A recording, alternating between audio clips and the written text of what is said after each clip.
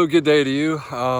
Today I want to talk to you about asparagus. I've got a couple of tips on how to grow it well, and let's get right into it. This is an asparagus bed. You see the leaves everywhere, or mostly everywhere. This is what happens when they grow beyond harvesting. They turn into ferns. But that one down there, I'm going to zoom in, that one right there, that is what you're looking for. You want to break them off about when they're that height. And if you look at the one next to it, it is a giant. I let it grow up.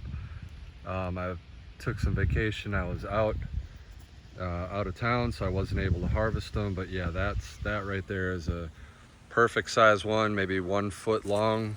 You break them off around then. That way the stalks are still nice and tender. When they get smaller than a pencil, they get small like these, you do not want to harvest. See how small that is? You definitely do not want it. You just want to let those grow.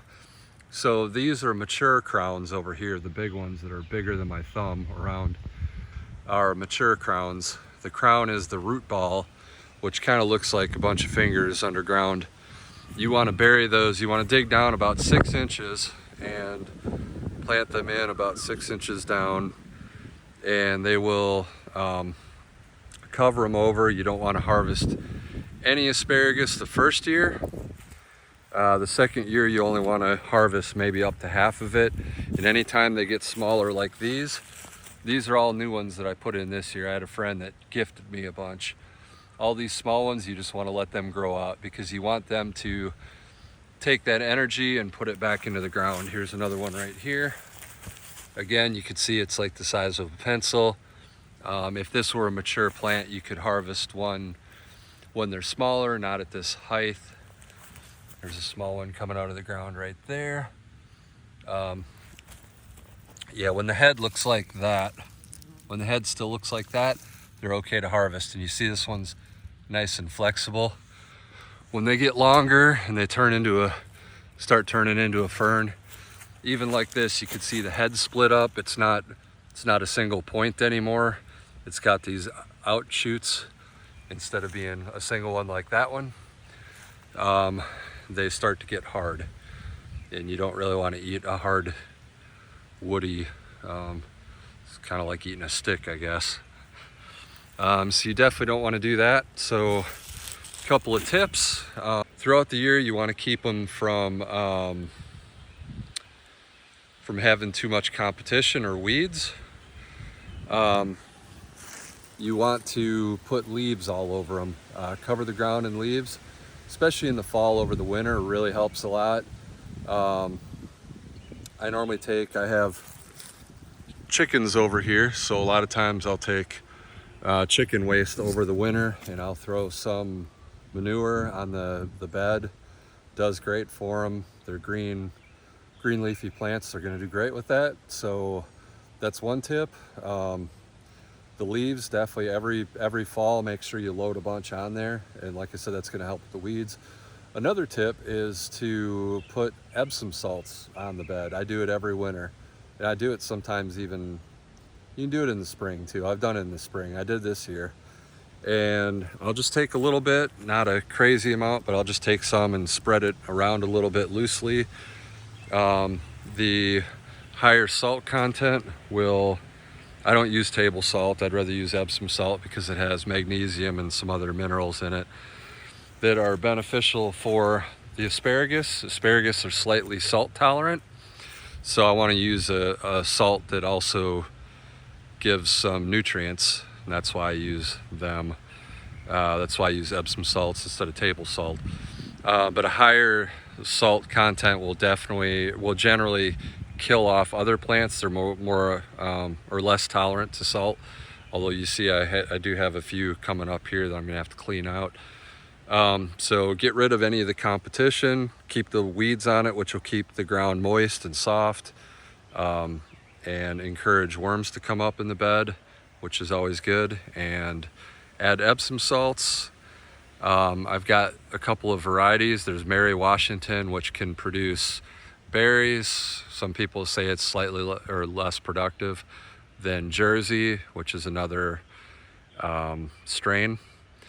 And then there's also a purple variety. I don't really remember the name of it. I have some in the ground. I don't see that any have come up yet. Nope, none have come up yet. But I do have them, and they're delicious. I've had them in the past. And they're really tasty. They're literally purple colored. But they taste about the same. When you cook them, they'll turn green. So in Europe, I've heard that it's their delicacy, probably even more so than the US, although we love them here in the US. But I've heard that people will take buckets or containers and turn them upside down to where they come up white instead of green. And supposedly that is a better taste. I don't know, I've only ever had them this way, and I love them this way. But here, I'll show you this one. This is about the right size. I'm gonna go ahead and break it off right here at the base. And there it is, there's my asparagus. So yeah, these things are great. The